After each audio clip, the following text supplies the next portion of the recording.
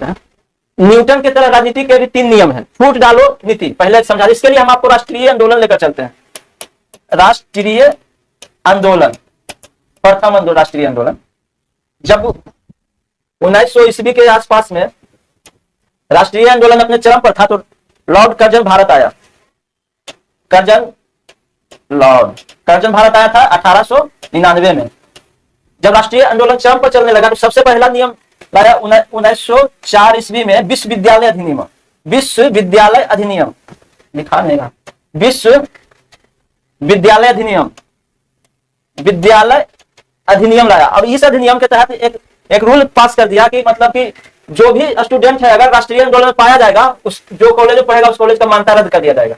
इससे विश्वविद्यालय वाले ने क्या किया, कैरेक्टर सर्टिफिकेट का निर्माण किया, जिससे कि राष्ट्रीय आंदोलन से छात्र को अलग कर दिया गया। उसके बाद भी अगर नहीं माना तो 1905 ईस्वी में बंगाल विभाजन, हिंदू मुस्लिम के नाम पर बंगाल को विभाजन कर दिया गया।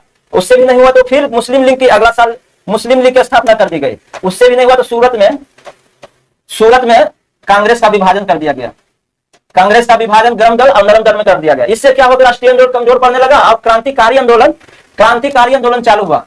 क्रांतिकारी आंदोलन, इससे जब क्रांतिकारी आंदोलन चालू हुआ, जिसे कानून के दम पर दबाया गया, और यह प्रथम राष्ट्रीय आंदोलन दम तोड़ने लगा, क्रांतिकारी आंदोलन भी दम तोड़ने लगा। उसके बाद प्रथम विश्व युद्ध के बाद फिर जलियांवाला बाग हत्याकांड,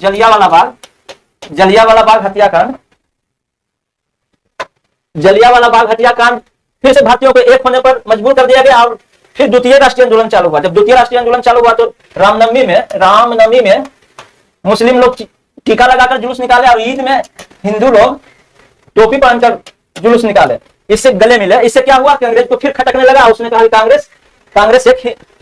कांग्रेस जो पार्टी है वह पार्टी हिंदू का पार्टी है, जिससे कि जिन्ना को मजबूती मिली मुस्लिमों में अपना पैठ बनाने में। और जिन्ना को अंग्रेजों ने इतना मजबूत कर दिया कि लास्ट में एक अलग देश ही बनवा दिया। ये फूट डालो नीति, जो आज भी कभी कभी मतलब फूट डालो नीति चलता ही है, ऐसी बात नहीं। इस तरह से फूट डालो राजनीति का पहला नियम फूट डालो नीति समझा दिया। अब दूसरा नियम उलझन नीति आपको समझाने के लिए चीन लेकर चलते हैं। जब माओ सरकार में आया, जब माओ सरकार में कुछ दिन अच्छा सरकार चला, तो इसने कार्यकर्ता को बोला कि मतलब कि जिसके पास जो भी विचार है वह आकर रखे। सब कार्यकर्ता अपना विचार रखने लगा। जब अपना विचार सब कार्यकर्ता रखने लगा, तो उससे क्या हुआ कि मतलब डेवलपिंग आगे बढ़ते रहा। एक विचारक ने माओ के खिलाफ ही विचार रख दिया, महंगाई बेरोजगारी इत्यादि पर। इससे क्या हुआ, माओ का सरकार खुद घिरने लगा। तो माओ बोला कि हम विचार रखने के लिए बोले, तो हमारे ही खिलाफ विचार रखने लगा। माओ ने एक दिमाग लगाया, सभी कार्यकर्ता को बोला कि देखिए, देश में चूहा फसल बर्बाद कर रहा है पूरे देश का। इससे निजात पाने के लिए हर एक कार्यकर्ता 10-10 चूहा डेली मारकर लाओ। इसमें क्या हुआ, सभी कार्यकर्ता चूहा मारने चले गए। और जो भी महंगाई बेरोजगारी का मतलब जो था उसी में उलझ कर रह गया। इसे ही उलझन नीति कहते हैं। उलझन नीति सब हो गया। अब ये राजनीतिक फिल्म का पिक है इसको। उसके बाद आता है आशावादी नीति।